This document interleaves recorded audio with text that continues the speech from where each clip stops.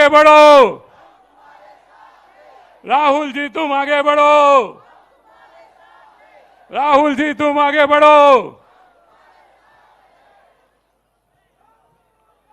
Sir आइए राहुल गांधी जी નું ખૂબ ભાવપૂર્વક હાર્દિક સ્વાગત કરીએ છીએ આપણે। રાહુલજી આપણી વચ્ચે આવી પહોંચ્યા છે, તાલીઓના ગડગડાટથી એમનું સ્વાગત કરીએ આપણે।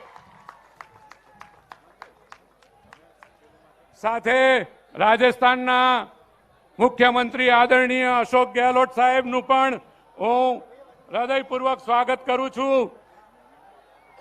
અને હવે આપણે આગળનો કાર્યક્રમ શરૂ કરીએ। સૌ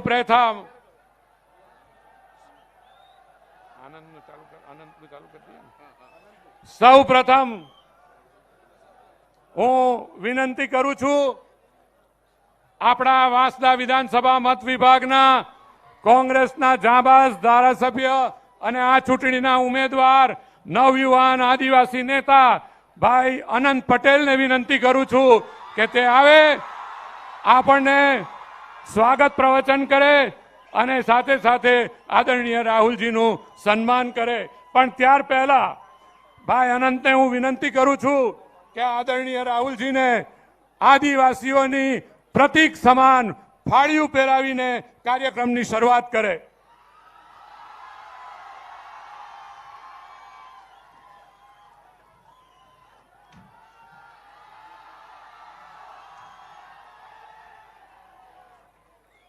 सर ये हमारे आदिवासियों का प्रतीक है और आपने इस प्रतीक को स्वीकार करके ये पूरे आदिवासी समाज को उपकृत किया है। હું વિનંતી કરું છું ભાઈ આનંદને કે હવે આપણને સંબોધન કરે। ભાઈ અનંત પટેલ।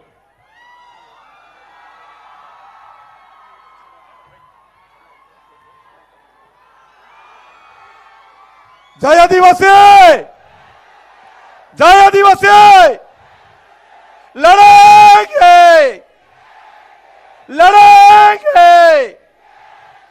और लड़ेंगे और लड़ेंगे।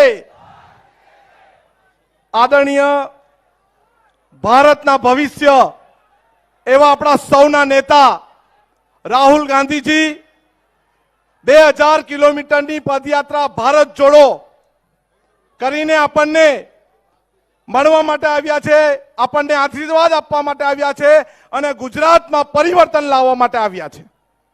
આપણી વચ્ચે ઉપસ્થિત રાજસ્થાનના મુખ્યમંત્રી અશોક ગેહલોતજી, આપણી વચ્ચે ઉપસ્થિત આપણા સૌના આગેવાન અને ગુજરાત પ્રદેશ કોંગ્રેસ સમિતિના પ્રમુખ એવા જગદીશભાઈ, આપણી વચ્ચે ઉપસ્થિત રઘુ શર્માજી, આપણી વચ્ચે ઉપસ્થિત ભરતભાઈ અને આપણી વચ્ચે ઉપસ્થિત આપણા સૌના મોટાભાઈ અને दक्षिण गुजरातना प्रभारी अने हर हमेशा अपनी शक्ति बनीने उभा रहता खूब मेहनतू एवा बीएम संदीप जी, अपना तमाम उम्मीदवार श्रीओ गौरवभाई तेमज आदरणीय मंच छेल्ला केटलाओ वर्षोथी आपणे परिवर्तननी राह जोई रह्या छे। छेल्ला केटला समयथी आपणे परिवर्तन इच्छी रह्या छे, परंतु आ 2022 मां આપણે પરિવર્તન લાવવું છે અને પરિવર્તન કેમ લાવવું છે? કારણ કે આ ચોર લુચ્ચી સરકાર આપણને આદિવાસીઓની જળ જંગલ જમીન પર દોડો નાખી રહી છે અને અવનવા પ્રોજેક્ટો લાવીને એની જમીન જંગલ અને પાણી લૂંટી રહી છે। એના માટે આપણને પરિવર્તનની જરૂર છે। આદિવાસી સમાજના યુવાનો જ્યારે શિક્ષણ મેળવવા માટે તડપી રહ્યા છે ત્યારે આ સરકાર આદિવાસી વિસ્તારની શાળાઓ બંધ કરી રહી છે। એના માટે આપણને પરિવર્તનની જરૂર છે। આ વિસ્તારમાં જે મોંઘવારી છે એ મોંઘવારી દિવસે ને દિવસે વધી રહી છે। ગેસના સિલિન્ડરના ભાવ કોંગ્રેસની સરકારમાં 450 રૂપિયા હતા અને અત્યારે ભાવ છે 1150। એટલા માટે આપણી બહેનો પરિવર્તન માંગી રહી છે અને આપણે પણ પરિવર્તન એક સંકલ્પની જેમ લેવાનો છે। લેશો ને પરિવર્તન? જોઈએ છે ને પરિવર્તન? આપણે પરિવર્તન લઈને રહેશું ને? તો 1લી તારીખે આપણે પરિવર્તન માટે કોંગ્રેસ પક્ષના ઉમેદવારને મત આપવાનો છે અને આપણા આદિવાસી સમાજ પર જે અત્યાચારો થયા છે, રવિ અને સુનિલ ડાંગના 2 નવયુવાનોને ફાંસીએ લટકાવી દીધા છે, એમનું અપમૃત્યુ થયું છે, એના માટે આદિવાસી સમાજે આંદોલન કર્યું છે, એને ટેકો આપવા માટે રાહુલજી આવ્યા છે. પાર Tapi Narmada river link project આપણે રદ કરવાનો છે, એના માટે રાહુલજી આવ્યા છે. અને રાહુલજી આદિવાસી સમાજની જળ જંગલ જમીન બચાવવા માટે એક સૈનિકની જેમ, આદિવાસી સૈનિકની જેમ અહીંયા ઉભા છે. ત્યારે આપણે સૌએ એમનું સ્વાગત કરીને આપણે એક નેમ લેવાની છે. આ વખતે કોણ આવશે? કોંગ્રેસ આવશે, કોંગ્રેસ આવશે ને કોંગ્રેસ આવશે. આપણા તમામે તમામ કામો જે અધૂરા છે એ કામો પૂરા થશે. અવનવા પ્રોજેક્ટો, વેદાંતા પ્રોજેક્ટ, પાર Tapi Narmada river link project, leper safari park project, તેમજ પાર Tapi Narmada river link project, Bharatmala project, આ તમામ પ્રોજેક્ટ આપણી સરકાર આવશે તો રદ થશે. એટલું જ કહીને વિરમું છું. સૌને જય આદિવાસી, જય જોહાર. લડેંગે લડેંગે ઓર લડેંગે. સૌનો આભાર.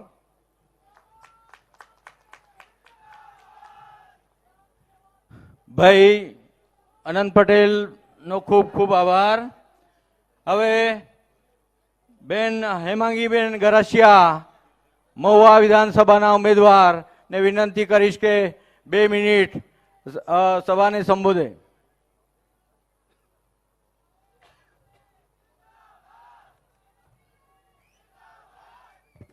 आदरणीय राहुल जी और हमारे प्रदेश के अध्यक्ष माननीय श्री जगदीश भाई ठाकुर, हमारे प्रभारी रघुनाथ शर्मा जी, पूर्व प्रमुख भरत जी और बीएम संदीप जी, हमारे बीच मंचस्थ सभी नेतागणों को मेरा सादर प्रणाम और मेरे कार्यकर्ता भाइयों बहनों और आप सबका मैं हार्दिक अभिवादन करती हूँ. राहुल जी, आप 2000 किलोमीटर की पद यात्रा करने के बाद हमको मिलने आए, इसलिए हम तहे दिल से आपका आभार मानते हैं. हम सब आदिवासी महिलाएं आपकी सिपाही है, स्वर्गस्थ इंदिरा जी की सिपाही है, सोनिया गांधी की सिपाही है और आपके भी हम सिपाही है, क्योंकि कांग्रेस पार्टी हमेशा सत्य के साथ रही है और राहुल जी के 8 वचन जो सब अब गुजरात पूरे में चर्चा में है, इसीलिए गुजरात में परिवर्तन जरूर से आएगा. और इंदिरा जी ने हमको जमीन का हक दिया है, इसलिए हम आदिवासी समाज आज तक उनके ऋणी है. वो 1 दिसंबर हम कांग्रेस तरफी वोटिंग करके सबको जिताएंगे रहेंगे. जय जय गरवी गुजरात.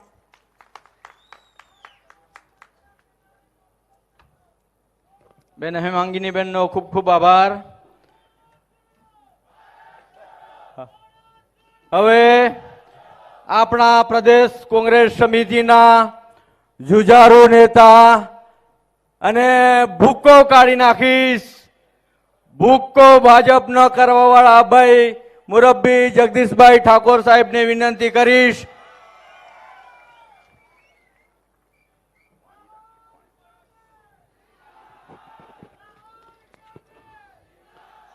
સમગ્ર દેશમાં અને સમગ્ર વિશ્વ ના બુદ્ધિજીવીઓ, સમગ્ર વિશ્વને તોડવા વાળી તાકાતો, સમગ્ર વિશ્વને જોડવા વાળી તાકાતો દેશમાં અને રાજ્યમાં નફરતની ખેતી કરવાની સામે, ભાઈચારાને, માનવતાને ખતમ કરવાની સામે ભારત જોડોના પ્રણેતા, અમારા સૌનું ગૌરવ અને આખા દેશમાં ભારત જોડોની પદયાત્રા લઈને સમગ્ર દેશ અને વિશ્વમાં ભાઈચારાને ભારત જોડોનો સંદેશો આપ્યો છે. એવા આદરણીય લોક લાડીલા રાહુલજી, यशस्वी मुख्यमंत्री अशोक गहलोत साहेब, अहिया उपस्थित संदीप जी, मान्य भरत सिंह जी, मान्य गौरव भाई, एआईसीसी ना हमारा सौ पार्लामेंट जिला आगेवानो, સમગ્ર દક્ષિણ ગુજરાતમાંથી પધારેલા પ્રદેશ, જિલ્લા, તાલુકા અને ગ્રામ્ય વિસ્તારના મારા ભાઈઓ, બહેનો, યુવાન दोस्तों ने वाला पत्रकार मित्रों, सर अभिनंदन करते हैं दक्षिण की ये पवित्र भूमि पे। पदयात्रा एक पर दिवस छोड़वी નથી અને છતાં આદિવાસી ઉપર જોર જોલમ કરતી ભાજપ ગુજરાતની કે દેશની ભાજપને ટક્કર આપીશું એ તાકાત આપવા માટે રાહુલજી આજે આપણી વચ્ચે છે। રાહુલજી, આ તમારા સિપાહીઓ છે। આ કોંગ્રેસમાં પ્રધાનમંત્રીને કાળા વાવટા બતાવે તો પાસા પૂરે દિવાળી જેલમાં જાય કાર્યકરની। સાહેબ, આદિવાસીઓના હક અધિકાર માટે અમારો અનાજ કે અમારા ધારાસભ્ય લડે, પોલીસ એની બોચી પકડીને મારી નાખવાની વાત કરે। સાહેબ, અમારા આદિવાસીઓ અને કોંગ્રેસના આગેવાનો ભારતીય જનતા પાર્ટીના જોર જુલમની સામે લડે છે, ત્યારે ખોટા કેસો કરી એ ચૂંટણી ના લડે ને ઘરમાંથી બહાર ના નીકળે એવા કાવતરા ભારતીય जनता पार्टी કરી રહી છે। राहुल जी, आप साचू कहो છો कि अंग्रेज की गोली से नहीं डरे तो ये भाजप क्या चीज है। અને એટલે જ આજે રાહુલજી આપણને વધારે વાત કરશે। સાહેબ, કિન્નાખોરી તો જુઓ। આજે 2 હેલિકોપ્ટરમાં આદરણીય વેણુગોપાલજી આવવાના હતા, રઘુ શર્માજી આવવાના હતા, સુખરામ રાઠવાજી ને બધા આગેવાનો આવવાના હતા। વડાપ્રધાનનો કાર્યક્રમ છે એટલે હેલિકોપ્ટરની મંજૂરી બંધ। સાવધાન રહેજો, તાકાતથી લડજો। અહીંયાથી કહું છું, આ મીડિયાના મિત્રો બેઠા છે ને કે ભારતીય જનતા પાર્ટીની 70 કરતા વધારે બેઠકો આવતી નથી, એના પગ નીચેથી ગુજરાતમાં ધરતી ખસી ગઈ છે। राहुल जी, चुनाव नहीं जीत रही भाजपा। भाजपा का वर्कर डिमोरलाइज है। गुजरातनी प्रजा એને જાકારો આપે છે, ત્યારે જેલોમાં જે ગુંડાઓ છે, અસામાજિક તત્વો છે, જેલોમાં જઈ અને મીટિંગો કરે છે અને જેલોમાં ગુનેગારોને મહિનાનો પેરોલ આપે છે। ભાજપ વાળા તારી સાથે છે, સરકાર તારી સાથે છે। કોંગ્રેસને જેટલું નુકસાન કરવું એટલું કર, આવી નીતિથી ભાજપ ચાલી રહ્યું છે। તમે ગુંડાઓને જેલમાંથી છોડો, તમે ડાકુઓ લાવો, તમે આખા દેશ અને દુનિયાનું આર્મી ઉતારો, પણ કોંગ્રેસનું રાહુલજીનું આ લશ્કર છે, આ દળ છે, એ તાકાતથી મુકાબલો કરશે। લડેંગે। હજુ બરાબર જામતું નથી આ બાજુ। લડેંગે। Thank you very much.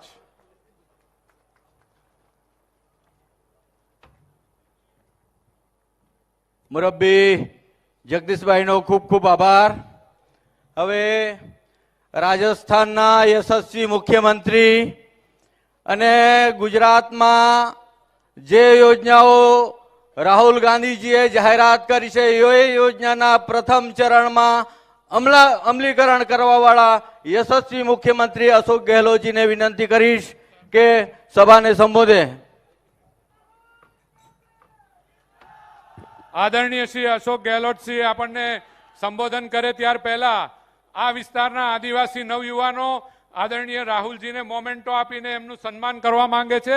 જલ્દી આવી જાઓ ભાઈ। મનીષભાઈ, આવા દો, આવા દો। 4 જણા, 4।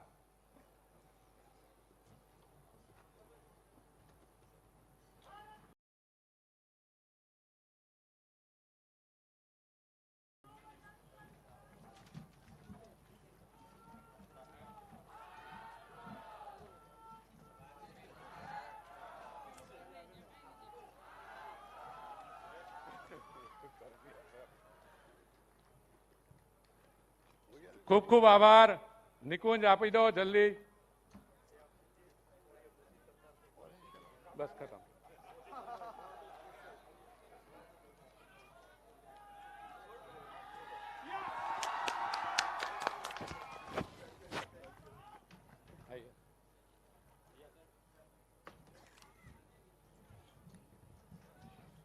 हमारे सबके महबूब नेता आदरणीय राहुल गांधी जी, जगदीश ठाकुर जी प्रदेश अध्यक्ष, भरत सोलंकी जी, पी यादव जी, गौरव पांडे जी, यहाँ उपस्थित विधायक आनंद चौधरी जी, पूना जी, गामीन, अनंत पटेल जी, सुनील भाई और तमाम हमारे जो उम्मीदवार है, लोकप्रिय उम्मीदवार आपके समस्त जिला अध्यक्ष, पदाधिकारीगण, भाई और बहनों, नौजवान साथियों, मुझे बहुत पसंद है। पूरे गुजरात के अंदर लोगों में खुशी की लहर है कि राहुल गांधी अपनी यात्रा छोड़ के वो दिल्ली भी नहीं जा रहे हैं और वो आए हैं आपके बीच में चुनाव के महत्व को समझते हुए कि गुजरात का चुनाव किसी भी रूप में कांग्रेस के लिए कम महत्व का नहीं है। ये चैलेंज है, देश के जो हालात हैं जिसके लिए राहुल गांधी का कारवां निकल पड़ा है पद यात्रा में। आज़ादी के बाद सबसे लंबी पद यात्रा, कठिन पद यात्रा, बहुत टफ है ये। 3,500 किलोमीटर की ये कारवां निकल पड़ा है। काय के लिए? क्योंकि पूरे देश के अंदर एक ही सबके जहन में बात है, महंगाई की भयंकर मार, कमर तोड़ महंगाई, बेरोजगारी हर परिवार को परेशान कर रही है, माँ बाप को भी, कि बच्चे का क्या भविष्य होगा जब ये पढ़ लग जाएगा। तो कोई प्लान नहीं है भारत सरकार के पास में, एनडीए गवर्नमेंट के पास में। ना सरकारी नौकरी है और ना इन्वेस्टमेंट आ रहा बाहर का, बल्कि इन्वेस्टमेंट जा रहा है बाहर दुनिया के मुल्कों के अंदर। ये तमाम परेशानियों से घिरा हुआ देश है ये, और ऊपर से चैलेंज है डेमोक्रेसी को। ना शांति, ना सद्भाव, ना प्यार मोहब्बत, ना सद्भावना देश के अंदर। तनाव है, हिंसा का माहौल है, और हिंसा का भड़काने वाले ही लोग हैं। ये फासिस्ट लोग हैं, इनका कोई विश्वास नहीं लोकतंत्र के अंदर। मुखौटा पहन के लोकतंत्र में चुनाव जीतने वाले लोग हैं ये। उसके खिलाफ में राहुल गांधी की यात्रा है, जो पद यात्रा के रूप में कितना रेस्पॉन्स मिल रहा है पूरे देशवासियों का, आप कल्पना देखते हैं टीवी के अंदर। यात्रा का संदेश तो कुछ, यात्रा एक मार्ग निश्चित होता है। लोग कहते हैं गुजरात में क्यों नहीं यात्रा निकाली गई? अरे भाई, उनका मकसद पूरे देश व्यापी है, उसमें गुजरात भी आता है। गुजरात के हर गांव में, हर घर में मैसेज चला गया है, राहुल गांधी जी क्यों यात्रा निकाल रहे हैं, जिसकी आज जरूरत है पूरे देश को, चुनौती के रूप में हमारे सामने है। इसलिए आज राहुल गांधी एक नेता ही नहीं बल्कि जन नेता बनना जा रहा है, जन नायक बनने जा रहे हैं इस देश के। आप देखेंगे जन नायक के रूप में ये देश को नेतृत्व प्रदान कर रहे हैं। यात्रा के बाद में यात्रा ही रुकने वाली नहीं है। जो मुद्दे उठाए हैं चुनौतियों के रूप में, अर्थव्यवस्था गर्त में जा रही हो, कोई परवाह नहीं हो रही है सरकार को। 76 साल में क्या किया, ये जुमला अभी तक चल रहा है। कांग्रेस मुक्त भारत बनाएंगे। अरे कांग्रेस मुक्त भारत बनाने वालों सुन लो, कांग्रेस आज भी राष्ट्रीय पार्टी जो पूरे 6 लाख गांवों के अंदर इकाइयां हैं। सरकार भले बन गई हो बीजेपी की, आज उनको कोई जानते ही नहीं दक्षिण के अंदर, नॉर्थ ईस्ट के अंदर वो राष्ट्रीय पार्टी नहीं है। तो बड़ी बड़ी बातें कर दावे करते हैं। इसलिए मैं कहना चाहूंगा, कांग्रेस मुक्त भारत की बात करने वाले खुद मुक्त हो जाएंगे, कांग्रेस कभी मुक्त नहीं होगी, ये मैं निवेदन करना चाहता हूं आपको। इसलिए मैं आपका आह्वान करूंगा, एक एक सीट का सवाल है, अभी राहुल जी का आप सुनेंगे विस्तार से। मैं आपको यही आह्वान करना आया हूं। पिछली बार ये आप लोगों ने खूब आशीर्वाद दिया राहुल जी को, हम सबको, और हम पहुंच गए थे, सरकार बनाने के कगार पर पहुंच गए थे। उन्होंने फाउल खेला सूरत के अंदर, नॉर्थ गुजरात के अंदर 10-15 सीटें कम रह गई, वरना आज सरकार उनकी नहीं होती 17 के अंदर। इतना प्यार आपने दिया राहुल जी को। और मैं आपको कहना चाहूंगा, इस बार तो उनकी यात्रा का संदेश जो घर घर में गया है उसको आप आत्मसात कीजिए। इतनी सरकार विरोधी लहर मैंने कभी नहीं देखी आज तक, कभी किसी सरकार के अंदर। पूरा मंत्रिमंडल बदलना पड़ा इनको, मुख्यमंत्री सहित। इतिहास में कभी आज तक ऐसा कभी नहीं हुआ कि मंत्री नहीं, मुख्यमंत्री नहीं, तमाम मंत्री और मुख्यमंत्री सब बदल गए। आप बता दीजिए इसका मतलब कोरोना के अंदर क्या हालात हुए, कितने लोग मारे गए। अरे जिप चढ़ती गई सड़कों पर, एम्बुलेंस के अंदर, कारों के अंदर, बोला नहीं देश। शराब नकली साहब ने मर गए 70 लाख, कोई परवाह नहीं करी गई। अभी मोरबी में 135 लोग मारे गए, हमने कोई आरोप नहीं लगाया, हमने खाली इतना ही कहा आप हाई कोर्ट के सिटिंग जज से, रेटा जज से जांच करवाओ, सच्चाई सामने आएगी, एक्शन होगा। जिन लापरवाही करी तो आगे लोग भय में रहेंगे, गलती नहीं करेगा, वो भी इनको मंजूर नहीं। गुजरात हाई कोर्ट को लेना पड़ा, संज्ञान लेना पड़ा है। इसलिए आज मौका आपके सामने है सरकार बदलने का। 27 साल बहुत होते हैं, अब तो मोदी जी हर वीक क्यों आ रहे हैं यहाँ पर? जब से यूपी चुनाव जीते लगातार हर वीक यहाँ आते हैं और गांव गांव में फिर रहे। क्यों फिरने की जरूरत है? मुख्यमंत्री पद, प्रधानमंत्री पद बहुत बड़ा होता है। गुजरात का प्रधानमंत्री है, अपना आप बड़ी बात है। आज जरूरत क्या पड़ गई उनको, अमित शाह जी को? किस प्रकार उतारा गया सब मंत्रियों को यहाँ पर? इसका मतलब है जमीन खिसक रही है, घबरा गई है बीजेपी, ये पूरी जान लगा रही है, भावना में बह करके आपको वोट लेने की कोशिश कर रही है। इस बार मैं आपसे अपील करूंगा, कोई भावना में नहीं बहे। सच्चाई है कि कुशासन चला 5 साल तक, इस बार मौका दीजिए कांग्रेस को। और कांग्रेस आपको जो वचन दिए हैं, राहुल गांधी जी ने वचन दिए हैं। और आखिर में कहना चाहूंगा, राहुल गांधी वो व्यक्ति है, पहले घोषणा पत्र निकलते थे, इन्होंने कहा नहीं, आप जनता को पूछो फिर घोषणा पत्र जारी करो। उसका नाम बदला गया जन घोषणा पत्र। आप सबको पूछ करके घोषणा पत्र जारी हुआ है। वचन में जानता हूं, मैं आपका टाइम नहीं लूंगा, वचन एक से एक बढ़कर के वचन है। राजस्थान सरकार ने उन वचनों को पूरा किया है। एक्सपेरिमेंट करने के बाद में लाएंगे, लेके आए हैं। तो मैं आपको आह्वान करूंगा, निवेदन करूंगा, आग्रह करूंगा, कृपा करके सरकार बनते ही वचन पूरे करने का पूरे करना शुरू होगी। राहुल गांधी जी खुद मॉनिटरिंग करते हैं। सरकार जब राजस्थान, मध्य प्रदेश, छत्तीसगढ़ की बनी, लगातार मॉनिटरिंग चल रही है कि जो आपने वादे किए हैं। घोषणा पत्र का मतलब ही होता है आप वादे करके चुनाव जीत के आते हो, फिर घोषणा पत्र भूल जाते हो।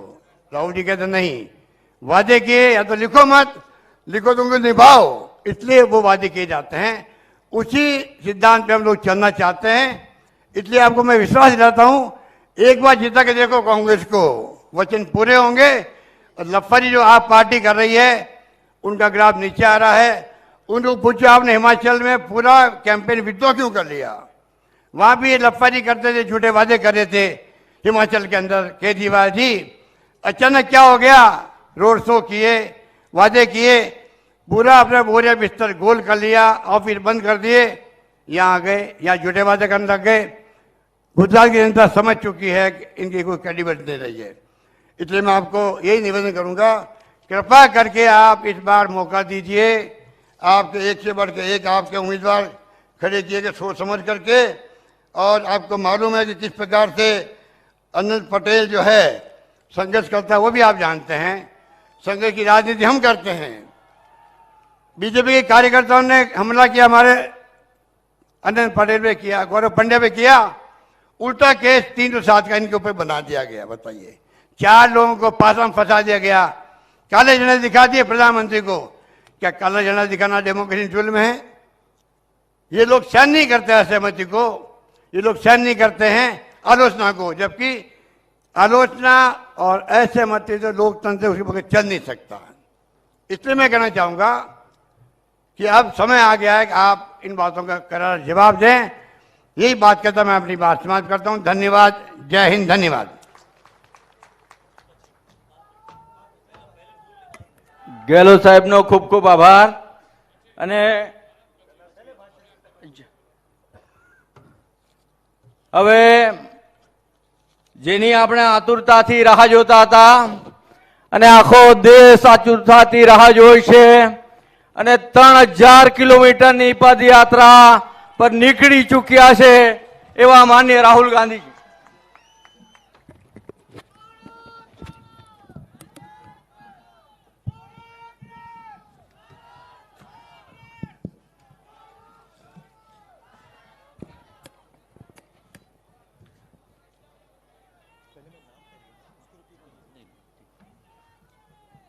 अशोक गहलोत जी,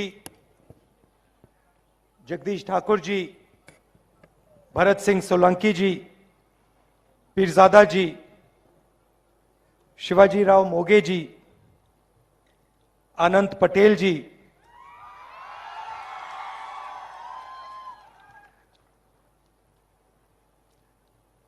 गरसिया जी, आनंद चौधरी जी, पूना जी गामित जी, सुनील गामित जी, किसान पटेल जी, कांग्रेस पार्टी के हमारे सब प्यारे कार्यकर्ता, भाइयों और बहनों, प्रेस के हमारे मित्रों, आप सबका यहाँ बहुत बहुत स्वागत। ऐसी गर्मी में आप आए, हमारी बात सुनने आए, इसके लिए दिल से बहुत धन्यवाद। આપ સૌનું રાહુલજી અંતરથી દિલથી સ્વાગત કરે છે કે આટલી ગરમીમાં પણ આટલી મોટી સંખ્યામાં આપ એમને મળવા સાંભળવા અહીંયા પધાર્યા છો. આપ સૌનો ધન્યવાદ વ્યક્ત કરે છે. 70 दिन से अब हम कन्याकुमारी से लेकर श्रीनगर की यात्रा पे चल रहे हैं। 70 દિવસથી કન્યાકુમારી ભારતનો છેડો દક્ષિણનો ત્યાંથી કાશ્મીર તરફની યાત્રા રાહુલજી આખા હજારો લોકો સાથે કરી રહ્યા છે. तकरीबन 2000 किलोमीटर हम चल लिए हैं और 1500 किलोमीटर और चलेंगे। 2000 કિલોમીટર રાહુલજી એક જનસેલાબની સાથે ચાલી ચૂક્યા છે અને બીજા 1500 કિલોમીટર હજુ આગળ કન્યાકુમારીથી એ કાશ્મીર સુધી ચાલવાના છે. और हमारे साथ लाखों लोग, लाखों किसान, बेरोजगार युवा, माताएं, बहनें, आदिवासी, दलित, पिछड़े, अल्पसंख्यक, सब लोग हमारे साथ इस यात्रा पे चल रहे हैं। લાખો લોકો જેમાં ખેડૂતો, મહિલાઓ, બેરોજગાર યુવાનો, દલિત, આદિવાસી, લઘુમતી, ગરીબ, પછાત સૌ વર્ગના લોકો જે પીડિત છે આ દેશમાં એ રાહુલજીની સાથે એ યાત્રામાં જોડાઈને ચાલી રહ્યા છે. मीडिया इतना दिखाती नहीं है, मगर अगर आप वहां आए, दिखाते नहीं है बिल्कुल, अगर आप वहां आए तो आपको एक नदी सी दिखाई देगी जिसमें लाखों लोग बह रहे हैं, चल रहे हैं। આ મીડિયાના મિત્રો દુઃખ સાથે કહેવું પડે કે આટલો મોટો એક પ્રવાહ નદીનો, સરિતાનો, દરિયા જેવો જતો હોય પણ એને બતાવતા નથી. એ બતાવે તો આખો દેશ અને દુનિયા જાણે. और नदी में कोई नफरत नहीं, कोई क्रोध नहीं, कोई हिंसा नहीं, सिर्फ भाईचारा। કોઈ નફરત નહીં, કોઈ ક્રોધ નહીં, કોઈ હિંસા નહીં, ફક્ત ભાઈચારો, દયા, કરુણા અને પ્રેમ. कोई पीछे रह जाता है, गिर जाता है, एकदम सब लोग उसकी मदद करते हैं, उठा लेते हैं। કોઈ પડી જાય, કઈ વાગ્યું કર્યું હોય તો તરત બધા જોડાઈને એને લઈ ઊંચકી અને મદદમાં તરત હાજર થઈ જાય છે. मोहब्बत की, प्यार की ये एक यात्रा है। આ પ્રેમ અને લાગણી, દયા, કરુણા, પ્રેમની યાત્રા છે. इसमें सब लोग आ जाते हैं, कोई ये नहीं पूछता भैया तुम्हारी जात क्या है, धर्म क्या है, भाषा कौन सी बोलते हो, आयु क्या है, बुजुर्ग हो, जवान हो, महिला हो, पुरुष हो, कोई नहीं पूछता। આમાં કોઈ કોઈનો ધર્મ, જાતિ, ભાષા, ઉંમર, પુરુષ, સ્ત્રી એને બદલે આખો માનવ સમુદાય એ બધો રાહુલજીની જોડે ચાલે છે. और सुबह हम शुरू करते हैं 6 बजे शुरू करते हैं, रात को 7-8 बज जाते हैं, मगर थकान बिल्कुल नहीं होती. સવારના વહેલા 6 વાગ્યાથી શરૂ કરે અને સાંજના 7-7:30 વાગે, પણ છતાં કોઈને એવો થાક લાગતો નથી. બધા એટલા જ પ્રેમ અને ઉત્સાહમાં હોય છે. पता नहीं आपने देखा या नहीं, मगर अभी यहां भी जब हमें गाड़ी में बैठाने की कोशिश की, मैं पैदल आ गया. અહીંયા પણ હેલીપેડ પરથી જ્યારે ઉતરીને ચાલવાનું અમે બધાએ કીધું, રાહુલજી આ કોન્વોયમાં, તો કે નહીં मैम, ये तो आ गए, गुजरात आना था, नहीं तो हम तो पैदल यात्रा हमारी चालू ही है. यात्रियों के पैर छिल गए, 2 हमारे यात्रियों की मृत्यु हो गई, शहीद हो गए, मगर यात्रा नहीं रुक रही. લોકોના પગમાં છાલા પડી ગયા અને 2 જણા બિચારા સ્વર્ગમાં ગયા, ધામમાં ગયા, પણ છતાંય આ યાત્રા, ભારત જોડો યાત્રા સતત ચાલતી છે, ચાલુ રહી છે. और मैं आपको बता भी नहीं सकता, मतलब कितनी मोहब्बत, कितना प्यार जनता हम सबको वहां दे रही है. અને તમને કહેતા એવું એટલું ગૌરવ આનંદ થાય કે એટલો બધો પ્રેમ, એટલી બધી લાગણી, એટલા બધા આશીર્વાદ વરસાવે છે પ્રજા કે જે આ શબ્દોમાં એનું વર્ણન કરી શકાય નહીં. मैं आज गुजरात आया और ये रास्ता महात्मा गांधी जी ने गुजरात से हिंदुस्तान को दिया था.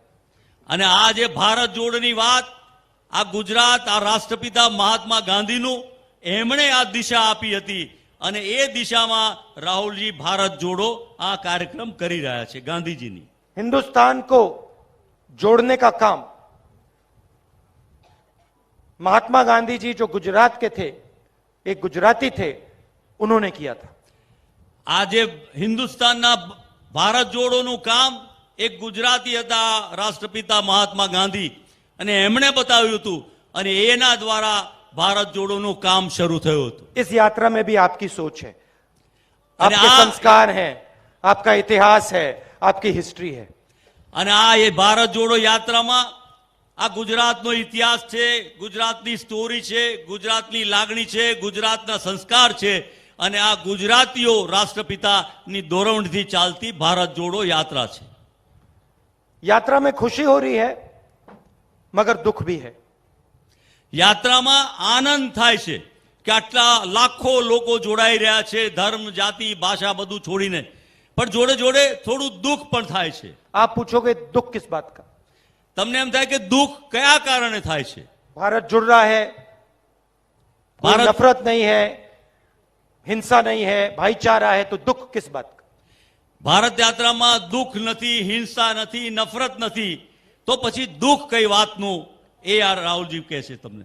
भाई और बहनों, दुख किसानों से बात कर कर होता है, युवाओं से बात कर कर होता है, आदिवासियों से मिलकर होता है. આ દુઃખ એટલા માટે થાય છે કે આદિવાસીઓને મળીને, ખેડૂતોને મળીને, લોકોને મળીને, પીડિતોને મળીને એ દુઃખ થાય છે એમની વાતો સાંભળીને. किसानों को सही दाम नहीं मिलता, કે ખેડૂતોને એના વ્યાજબી ભાવ નથી મળતા, बीमा का पैसा नहीं मिलता, વીમાના પૈસા નથી મળતા, कर्जा नहीं माफ होता, એમનું દેવું માફ કરવામાં નથી આવતું, युवा बेरोजगार हैं, યુવાનો બેરોજગાર છે उनके सपने टूटते जा रहे हैं. અને એમના સપનાઓ ચૂર ચૂર થઈ જાય છે. कोई इंजीनियर बनना चाहता है, पढ़ाई की, माता पिता ने पैसे डाले, आज मजदूरी कर रहा है. કોઈ માણસ માતા પિતા પેટે પાટા બાંધીને ભણાવ્યા હોય અને છતાં એ એન્જિનિયરને બદલે મજૂરીનું કામ કરે છે, એવા યુવાનો મળેલા છે. कल शाम को एक युवा हमारी यात्रा में आया, उसका नाम राम था. ગઈકાલે યાત્રામાં એક યુવાન મળ્યો જેનું નામ રામ હતું. मेरे से गले मिला और रोने लगा. ગળે વળગીને બિચારો ધ્રુસકે રડી પડ્યો. मैंने उससे पूछा, क्यों रो रहे हो, क्या हो गया? મેં પૂછ્યું કે ભાઈ તને શું થયું, તું કેમ રડે છે? कहता है, कोरोना में मेरा पूरा परिवार मर गया. કોરોનામાં મારું આખું કુટુંબ ચાલી ગયું, એ મૃત્યુ પામ્યું. राहुल, मैं अकेला हूं, मेरे मेरा कोई इस दुनिया में नहीं है। રાહુલજી, હવે હું એકલો રહી ગયો, હવે દુનિયામાં મારું કોઈ નથી, હું એકલો જ રહી ગયો છું. अस्पताल में मैंने डॉक्टरों के सामने हाथ जोड़े, रोकर हाथ जोड़े, मेरे माता पिता को उन्होंने नहीं बचाया। ડોક્ટરોને હાથ જોડ્યા, રડતા રડતા ખૂબ કહ્યું અને એમ કહ્યું કે મારા માતા પિતાને બચાવો, પણ મારા માતા પિતાને બચાયા નહીં. मेरे हाथों में मेरी मां ने अपना दम तोड़ा। મારા હાથમાં મારા માતા મને યાદ આવે છે, મને દર્દ થઈ રહ્યું છે, દુઃખ થઈ રહ્યું છે. राहुल, मैं बेरोजगार हूं, હું બેરોજગાર છું, मुझे कोई रास्ता नहीं दिख रहा है। મને કોઈ રસ્તો નથી દેખાતો, હવે શું કરું? ये युवा अकेला नहीं है भाइयों और बहनों, ऐसे लाखों युवा हिंदुस्तान में हैं। અને આ એકલો નહીં, એવા લાખો યુવાનો આજે હિન્દુસ્તાનમાં છે. आदिवासियों से बात करो तो कहते हैं हमारी जमीन छीनी जा रही है। આદિવાસીઓએ વાત કરી તો આદિવાસીઓ કહે છે કે અમારી જમીન લઈ લેવામાં આવે છે, અમારી પાસેથી છીનવી લેવામાં આવે છે. बिना हमसे पूछे हमें हटा दिया जाता है और किसी इंडस्ट्रियलिस्ट को, किसी अरबपति को हमारी जमीन दे दी जाती है। અમને પૂછ્યા કર્યા વગર, કયા વગર અમારી જમીન લઈ અને ઉદ્યોગપતિઓને આપી દેવામાં આવે છે, એનો કબજો આપી દેવામાં આવે कोई છે. मुआवजा, कोई कॉम्पेंसेशन नहीं मिलता, हमें परे कर दिया जाता है અમને और हमारी जमीन, हमारी मां उद्योगपतियों के हवाले कर दी जाती है। અમારો કબજો લઈ અમને કોઈ મુઆવજો, કોઈ કોમ્પન્સેશન કશું જ આપવામાં આવતું નથી અને એ જમીન લઈ અને પેલા ઉદ્યોગપતિઓમાં અને આપી દેવામાં આવે છે, અમને બેદખલ કરી દેવામાં આવે છે. और यहां भी वही काम हो रहा है। અને અહીંયા પણ એ જ પ્રકારની વૃત્તિ આ સરકારની ભારતીય इसीलिए જનતા. आपने अनंत के लिए ऐसी ताली बजाई, એટલા માટે જ આપે આનંદભાઈ માટે આટલી બધી તાળીઓ વગાડી क्योंकि ये आपकी जमीन के हक के लिए लड़ रहा है। અને એટલા માટે કે આપના અધિકાર માટે, જમીન માટે આ આગેવાન લડી રહ્યા છે, आपके भविष्य के लिए लड़ रहा है। આપના ભવિષ્ય માટે લડી રહ્યા છે. इसने कहा कि हम लड़ेंगे, એમણે કહ્યું કે આપણે લડીશું इसको कहना चाहिए हम जीतेंगे। અને આપણે જવાબ આપવો જોઈએ કે હમ જીતેંગે, આપણે જીતીશું, આપણે લડીશું, આપણે જીતીશું. आदिवासियों के साथ मेरे परिवार का बहुत गहरा रिश्ता है। આદિવાસી સમાજ સાથે બહુ પુરાનો પારિવારિક, દાદા, પિતા, માતા બધાનો બહુ જૂનો લાગણીનો સંબંધ છે. मैं आपको एक कहानी बताना चाहता हूं। આપને એક સરસ વાત યાદ કરાવીને આપને કહેવા માંગુ છું. मैं छोटा सा लड़का था, 6-7 साल का। दादी ना- दादी ने मुझे, इंदिरा जी ने मुझे एक किताब दी। હું નાનકડો હતો, 6-7 વર્ષનો. મારા દાદી ઇન્દિરામાં એમણે મને એક ચોપડી આપી એમ, मुझे सबसे अच्छी लगती थी। અને મને સૌથી વધારે ગમતી હતી એ ચોપડી, એ વાર્તા. उसमें उसमें फोटो की किताब थी। हिंदी में ओके, आप हिंदी में बोलेंगे चलेगा, चलेगा? आपकी हिंदी समझते हो. ठीक है, तो नहीं करना चाहते? ठीक है। तो उन्होंने मुझे एक किताब दी, इतनी बड़ी थी, फोटो की किताब थी। 6 साल का बच्चा था, मुझे आदिवासियों के बारे में इतना मालूम नहीं था। किताब का नाम था तेंदु, एक आदिवासी बच्चा, और उसमें किताब एक आदिवासी बच्चे के बारे में थी और सारे के सारे चित्र, सारे के सारे फोटो जंगल के बारे में, उस बच्चे के बारे में, उसके जीने के तरीके के बारे में थे। और मैं दादी के साथ ये किताब पढ़ता था। दादी मुझे समझाती थी, फोटो दिखाती थी। एक दिन मैंने दादी से पूछा, दादी ये जो किताब है ये मुझे सबसे अच्छी लगती है, आपको इस किताब के बारे में क्या लगता है? तो दादी कहती हैं कि राहुल,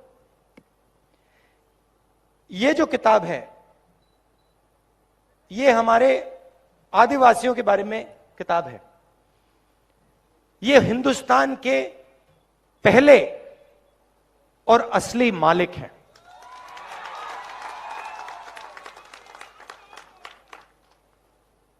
ये हिंदुस्तान के पहले और असली मालिक हैं। और फिर उन्होंने कहा कि अगर तुम्हें हिंदुस्तान समझना है तो आप आदिवासियों को, उनके जीवन को और जो उनका रिश्ता जल, जंगल और जमीन के साथ होता है उसको समझ लो। और उन्होंने आदिवासी शब्द प्रयोग किया। आदिवासी मतलब जो सबसे पहले यहां पे रहते थे। ये मैंने आपसे बहुत गहरी बात बोली है। मैं आपसे कह रहा हूं कि इस देश के पहले मालिक आप हो। मतलब आपसे यह देश लिया गया है। अब एक दूसरी विचारधारा है। बीजेपी के लोग आपको आदिवासी नहीं कहते। क्या कहते हैं आपको? वनवासी। वनवासी। वो आपको यह नहीं कहते कि आप हिंदुस्तान के पहले मालिक हो, वो आपको कहते हैं आप जंगल में रहते हो। फर्क समझ में आया?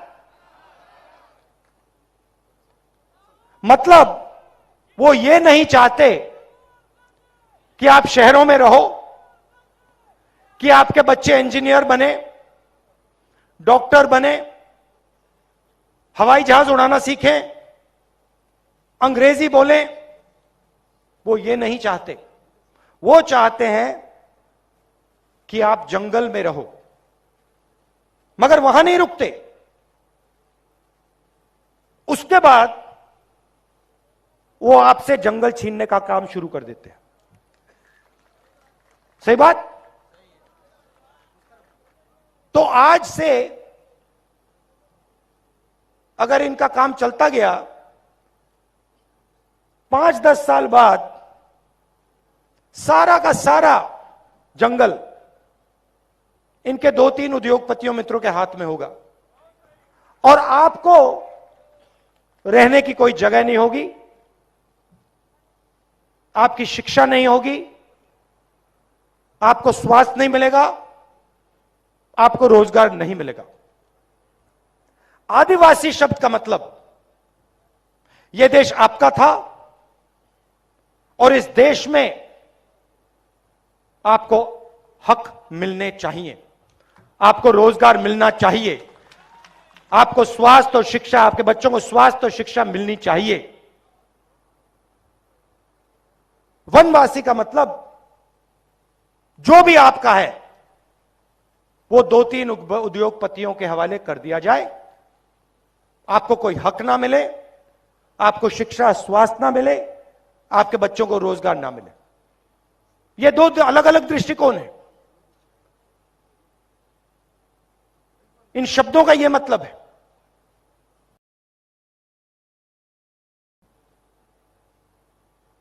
आप वनवासी नहीं हो, आप आदिवासी हो और यह देश आपका है,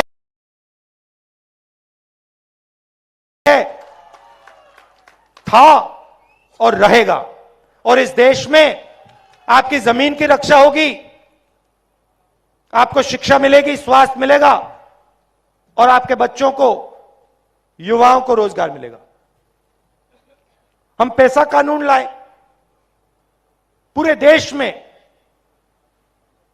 जमीन अधिकार बिल लाए, फॉरेस्ट राइट एक्ट लाए, आपकी रक्षा करने के लिए। जो आपका जल है, आपकी जमीन है, आपका जंगल है, वो आपको वापस देने के लिए क्रांतिकारी कानून थे, मगर बीजेपी की सरकार ने इन कानूनों को लागू नहीं किया, कहीं भी नहीं किया। जहां भी इनकी सरकार है, इन कानूनों को ये कमजोर करते हैं, लागू नहीं करते हैं। ये फर्क है हम में और उनमें। हमने आपको मनरेगा दिया, रोजगार दिया, स्कॉलरशिप्स दी, बच्चों को जमीन का अधिकार दिया। ये आपको नहीं देते, ये सिर्फ आपकी जमीन आपसे छीनते हैं। आपके सामने निर्णय है, एक तरफ कांग्रेस है आदिवासी, दूसरी तरफ बीजेपी है वनवासी। एक तरफ आपकी जमीन, आपके हक, शिक्षा, स्वास्थ्य, रोजगार, दूसरी तरफ दुख और आपके सारे के सारे सपने अधूरे।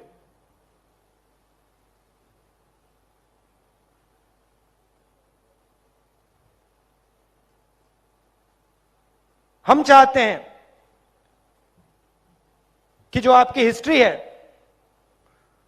इतिहास है, जीने का तरीका है, उन सब की रक्षा हो। आजकल दुनिया में लोग एनवायरनमेंट की बात करते हैं, बड़े बड़े कॉन्फ्रेंस होते हैं, पूरी दुनिया के नेता मिलते हैं, एनवायरनमेंट की बात होती है। एनवायरनमेंट के बारे में हमारे आदिवासी भाइयों को इन सब नेताओं से ज्यादा मालूम है। जंगल के बारे में, जमीन के बारे में, जल के बारे में आप सबको सिखा सकते हो। और हमारा काम, सरकारों का काम, नेताओं का काम आपकी आवाज सुनने का काम है, जैसे हम भारत जोड़ो यात्रा में कर रहे हैं। हवाई जहाज में नहीं, हेलीकॉप्टर में नहीं, सड़कों पे चलकर, पैर पे छाले लगवाकर आपकी बात सुनने का हमारा काम है।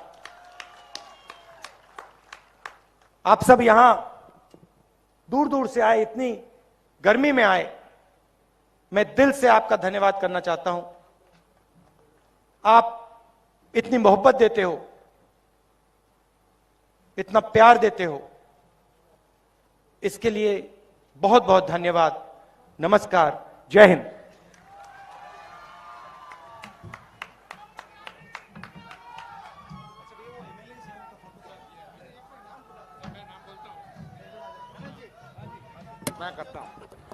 આપણા ઉમેદવારો છે એ વારાફરતી રાહુલજી સાથે જય જયકાર કરાવશે। શરૂ કરીએ આનંદ ચૌધરીથી, માંડવીના આપણા ઉમેદવાર। જાને ભાઈ આનંદ,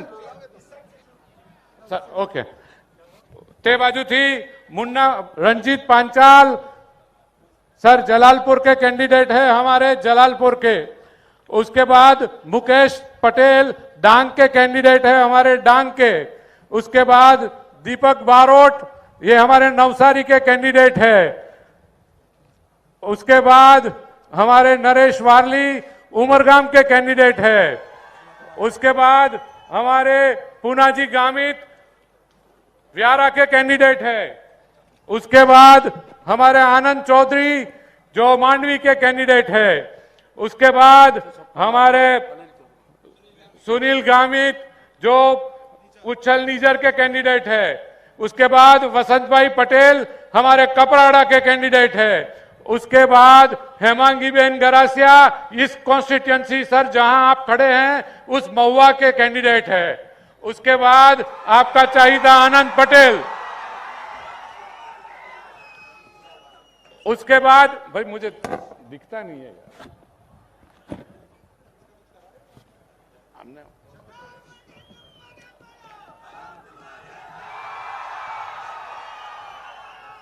उसके बाद हमारा कमल पटेल सर वलसाड़ का कैंडिडेट है। उसके बाद हमारा अशोक पटेल गणदेवी का कैंडिडेट है। उसके बाद किशन भाई पटेल हमारे धर्मपुर के कैंडिडेट है। उसके बाद सर जयश्री बहन पटेल पार्टी की जनरल सीट पर कैंडिडेट है। सर पार्टी की जनरल सीट पर महिला आदिवासी कैंडिडेट है। उसके बाद पन्नाबेन पटेल बारडोली की एससी सीट पर कैंडिडेट है। और उसके बाद अनिल चौधरी हमारे मांगरोड के कैंडिडेट है।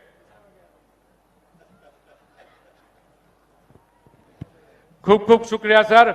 और आप हम यहां से पिछले उससे पहले सर डिस्ट्रिक्ट कांग्रेस के प्रेसिडेंट आपका सम्मान करना चाहते हैं, शैलेश पटेल और मनहर भाई पटेल, एमएलए सुनील गामित और पूना जी और बीला भाई, ये सब आपका स्वागत करते हैं, आपका सम्मान करते हैं।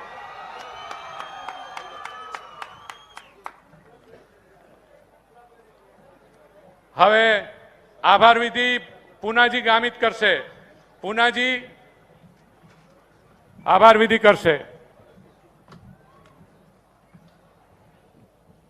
આજની આ રેલીમાં આપણા સૌના નેતા માન્ય રાહુલજી આવીને આપણને ખૂબ સરસ માર્ગદર્શન આપ્યું છે, એમનો ખૂબ ખૂબ આભાર માનું છું। માન્ય પ્રદેશ પ્રમુખ જગદીશભાઈ ઠાકોર એમનો પણ ખૂબ ખૂબ આભાર માનું છું। માન્ય રાજસ્થાન દમણમાં પ્રખ્યાત યસ સિરામિક એન્ડ પ્લાયવુડ જે છેલ્લા 20 વર્ષથી મોટી દમણમાં કાર્યરત છે, જ્યાં તમને sanitary ware, tiles, fancy CP bath fittings and accessories, PVC pipe fittings, SS sink, water tanks and plywood વગેરે।